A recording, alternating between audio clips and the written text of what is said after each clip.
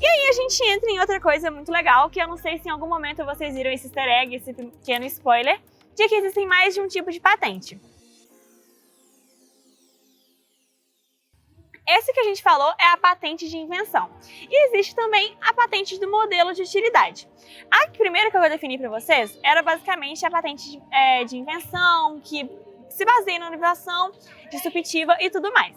A patente de modelo de utilidade, ela é um outro tipo de patente, muito bem observado, e ela pode ser definida como uma nova forma de fazer algo. Então, por exemplo, eu tenho a tesoura de cortar papel. Ela é pequena, cabe nas mãos das pessoas e corta basicamente papel. Mas a tesoura de cortar grama, por exemplo, ela é como se fosse uma tesoura grande, então ela deu um novo significado a um objeto que já existe. Antes ela cortava papel e agora ela corta árvores, ou grama, ou qualquer coisa. Não sei, na verdade não sei se a tesoura de cortar grama corta grama ou se ela corta essa árvore, mas isso não importa muito. A questão é que ela está dando um novo significado, uma nova forma de utilidade para uma coisa que já existia antes. Então, e se você criar alguma coisa, né? Se pegou essa tesoura e você foi o inventor do cortador de grama, você pode proteger isso com a patente de modelo de utilidade. Muito bem, aí eu já expliquei para vocês o que é patente de invenção, o que é patente de modelo de utilidade, mas qual que é a diferença dos dois? Porque não é possível que são a mesma coisa com nomes diferentes. Pois é, não é. Então, basicamente, a patente de invenção, ela protege invenções. E a patente de modelo de utilidade protege melhorias em objetos que já existem.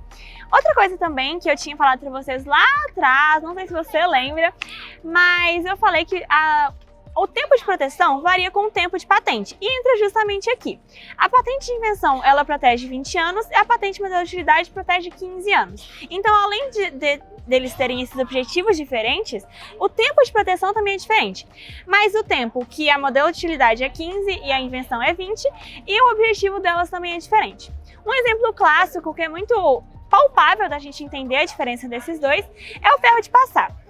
Né, o que passa lá. O sistema dentro dele como o ferro funciona, a forma que os fios ali são organizados, ele é protegido pela patente de invenção. Agora, por exemplo, o apoiador do ferro, quando você está passando e você vai apoiar ele foi uma melhoria na utilidade, porque sem ele você tinha um risco de queimar, por exemplo.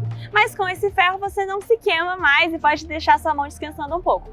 Então esse é um exemplo bem visível, bem palpável, de onde que uma patente de utilidade, modelo de utilidade pode entrar e uma patente de invenção. E caso você tenha essa pergunta, sim, o mesmo objeto ele pode ser protegido por diferentes patentes, e é esse exemplo.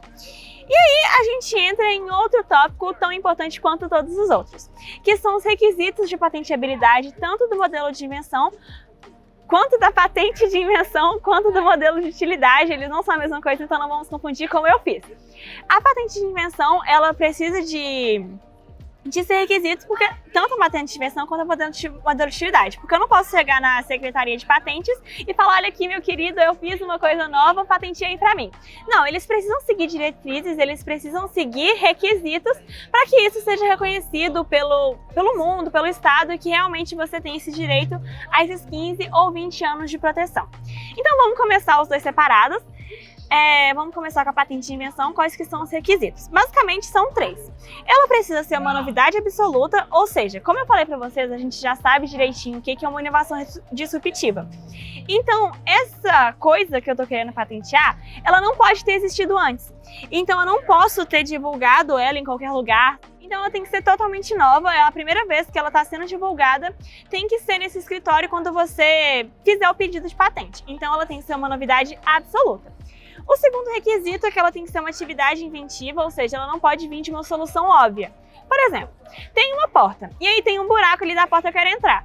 Vamos colocar uma fechadura. Isso é uma solução óbvia para o problema que você tem de entrar em algum recinto. Então isso já não seria considerado uma patente, porque não seria considerado patentear, porque ele não seria uma atividade inventiva. E o último, ela tem que possuir uma aplicação industrial, ou seja, ela deve ser passível de ser colocada na prática.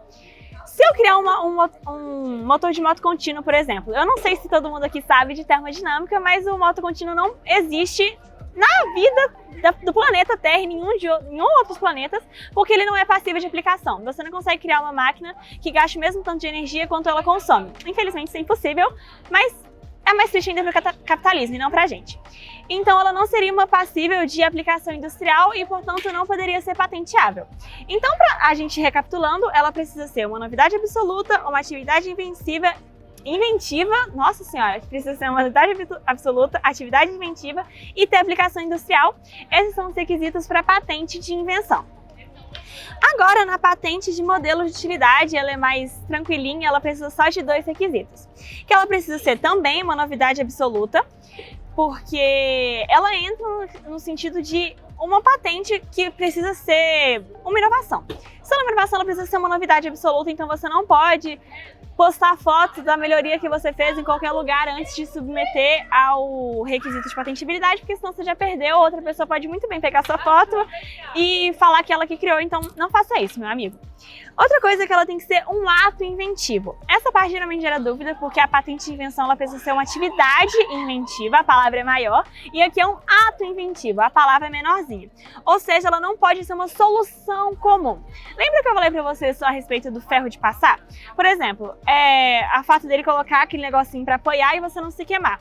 Não é uma coisa comum, você não vê, não tem tudo que queima e você não vê facilmente alguma coisa que você consegue apoiar pra não se queimar. Provavelmente na época ela foi criada, hoje em dia já é um pouco mais fácil você encontrar isso.